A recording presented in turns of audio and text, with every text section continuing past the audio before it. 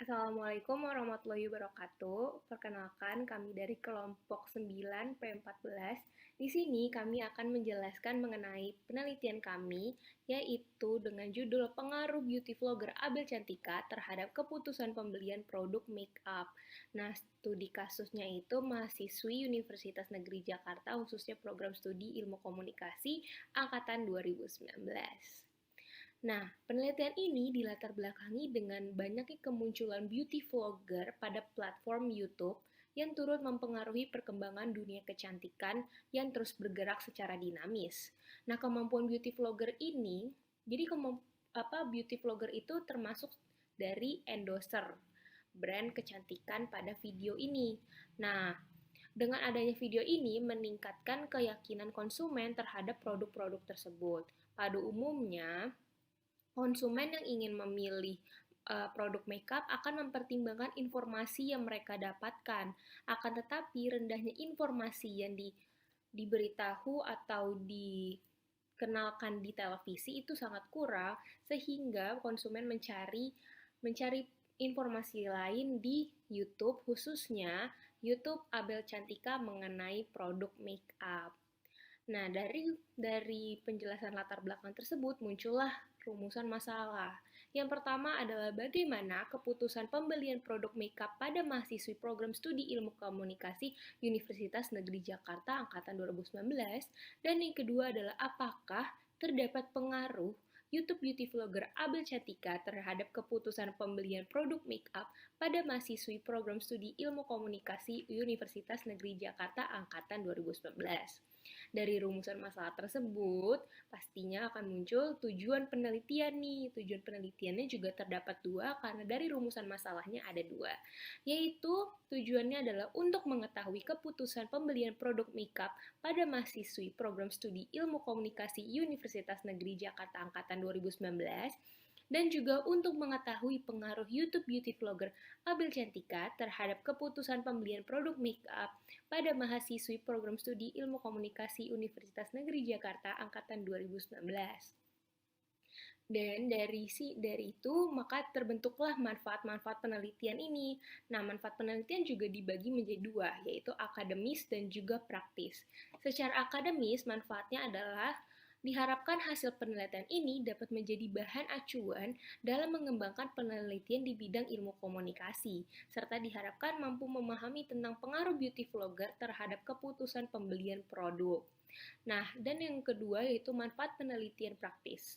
Dari hasil penelitian ini diharapkan dapat bermanfaat bagi para praktisi dalam penelitian selanjutnya yang berhubungan dengan pengaruh beauty vlogger terhadap keputusan pembelian produk.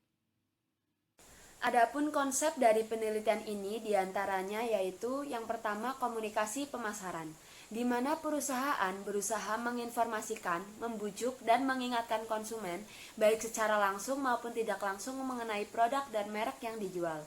Yang kedua yaitu EWOM, atau Electronic Word of Mouth, yaitu pernyataan positif atau negatif yang dibuat oleh pelanggan potensial, pelanggan aktual, dan mantan pelanggan tentang produk atau perusahaan melalui internet. Yang ketiga yaitu beauty vlogger, mengkhususkan dirinya untuk memberikan informasi mengenai dunia kosmetik dan kecantikan serta mengunggah informasi mereka pada platform media sosial yaitu YouTube.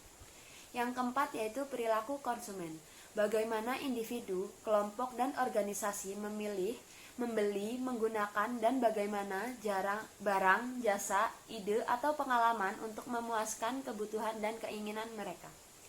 Dan yang terakhir yaitu keputusan pembelian, sebuah proses di mana konsumen mengenal masalah, mencari informasi mengenai produk atau merek-merek tertentu, dan mengevaluasi seberapa baik masing-masing alternatif tersebut dapat memecahkan masalahnya, yang kemudian mengasih kepada keputusan pembelian. Selanjutnya yaitu kajian literatur. Terdapat beberapa penelitian lain yang telah membahas pengaruh beauty vlogger terhadap keputusan pembelian produk makeup. Salah satunya yaitu penelitian oleh Rumondang Eliza Maria Sinaga dan Andriani Kusumawati pada tahun 2018 dengan judul Pengaruh YouTube Beauty Vlogger terhadap minat beli konsumen dan dampaknya terhadap keputusan pembelian produk, studi pada pengguna kosmetik Maybelline di Indonesia. Penelitian ini bertujuan untuk mengetahui dan menjelaskan pengaruh YouTube beauty vlogger terhadap minat beli konsumen, mengetahui dan menjelaskan pengaruh YouTube beauty vlogger terhadap keputusan pembelian produk, serta mengetahui dan menjelaskan pengaruh minat beli konsumen terhadap keputusan pembelian produk.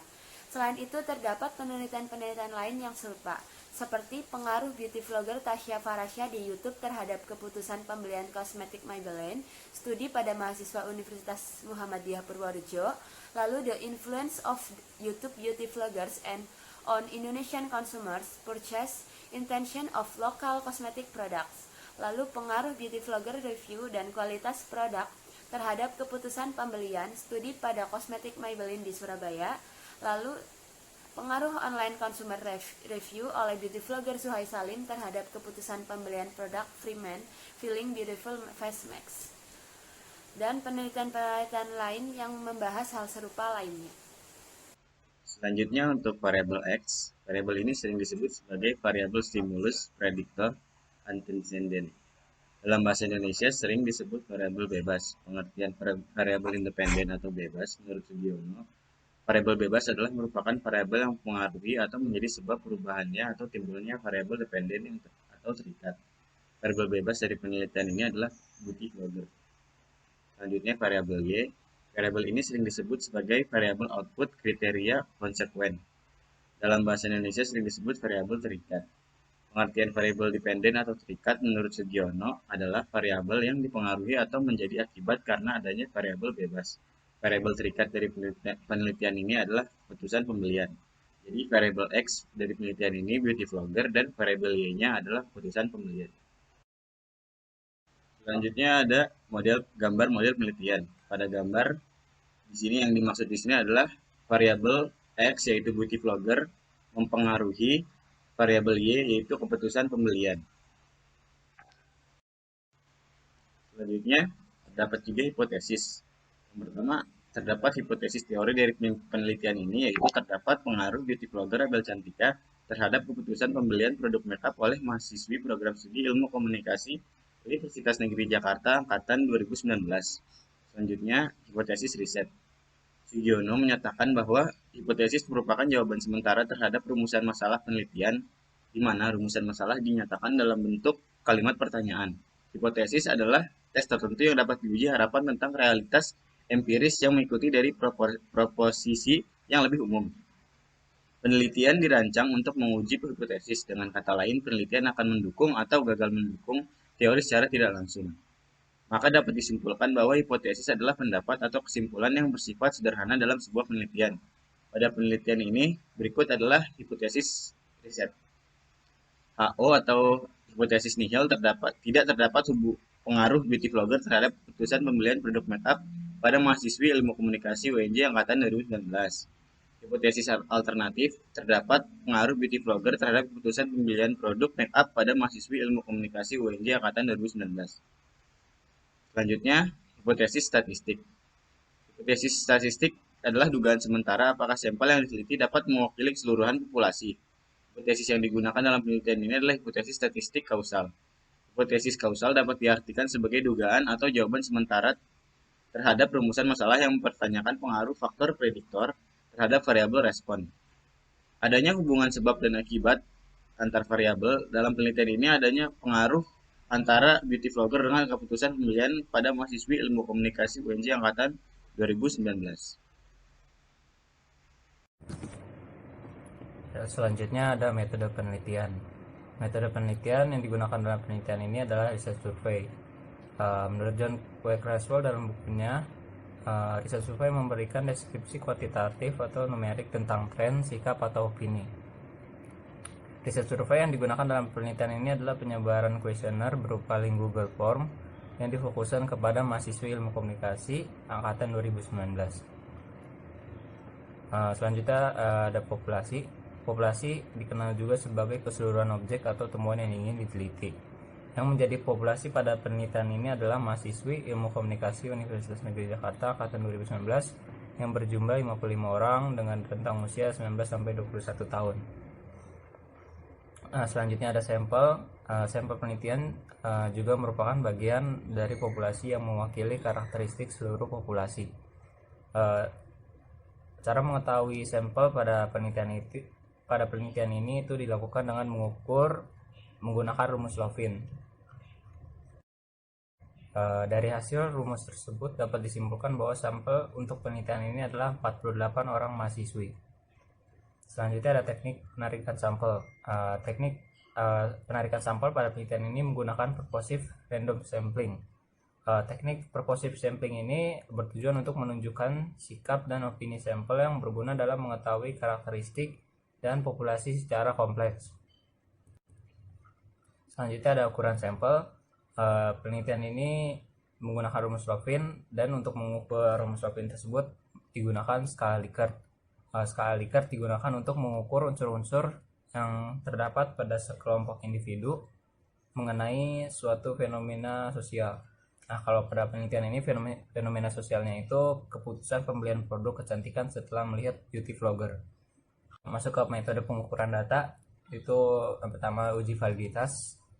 Uji validitas ini digunakan untuk memvalidkan jika pernyataan indikator mampu mengungkapkan sesuatu yang diukur oleh indikator tersebut. Ya, penelitian ini menggunakan uji KMO atau Kaiser-Meyer-Olkin yang merupakan sebuah indeks yang digunakan untuk menguji kecocokan model analisis. Uji menggunakan KMO ini dapat dikatakan valid jika nilai KMO itu lebih dari 0,5 dan signifikansi kurang dari 0,5. Data yang tidak valid jika menggunakan nilai KMO ini menunjukkan nilai KMO itu kurang dari 0,5. Setelah uji penelitian validitas, nilai KMO pada variabel X, validitas variabel X adalah 0,791, yang berarti data variabel X ini valid karena memenuhi syarat nilai KMO itu lebih dari 0,5 dan nilai signifikansi itu kurang dari 0,5. Selanjutnya uji validitas variabel Y menggunakan KMO ini menunjukkan angka 0,772, yang berarti data variabel Y ini valid karena memenuhi syarat yaitu lebih dari 0,5 nilai KMO-nya dan nilai signifikansinya itu kurang dari 0,5. Metode pengukuran selanjutnya adalah uji reliabilitas. Menurut Baby pada tahun 2016, reliabilitas adalah kualitas metode pengukuran yang menunjukkan bahwa data yang sama telah dikumpulkan setiap kali dalam pengamatan berulang dari fenomena yang sama.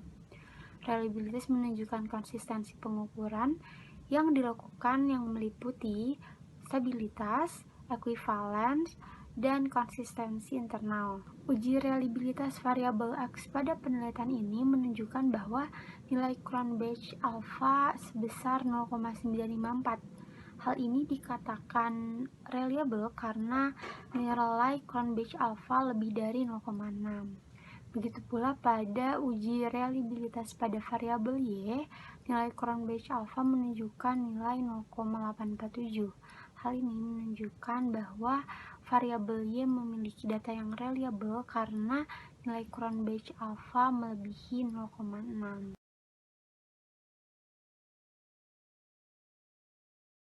Selanjutnya ada keterbatasan dan kelemahan dalam penelitian. Yang pertama ada keterbatasan penelitian adalah hanya memfokuskan pada media sosial YouTube.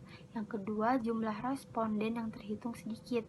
Yang ketiga, adanya perbedaan pemahaman dan pemikiran serta kejujuran dalam pengambilan data. Lalu ada kelemahan penelitian. Yang pertama ada sulitnya menentukan teori yang sesuai, dan yang kedua ada definisi para ahli mengenai jumlah dimensi variabel dalam keputusan pembelian yang berbeda-beda. Untuk definisi operasional pada penelitian ini terdiri dari variabel, dimensi, indikator, dan skala. Pada tabel operasional konsep variabel X diketahui konsepnya adalah komunikasi pemasaran, dengan variabel X-nya beauty vlogger. Dimensinya pertama ada daya tarik yang mencakup indikator fisik, kepribadian, dan kecakapan berkomunikasi. Yang kedua ada keahlian yang mencakup indikator pengetahuan, pengalaman, dan kompeten. Dan yang terakhir ada kepercayaan di mana mencakup indikator jujur, tidak bias, dan well intention. Ini semua dalam skala interval. Pada tabel operasional konsep variabel Y, diketahui konsepnya adalah perilaku konsumen dengan variabel kepuasan pembelian.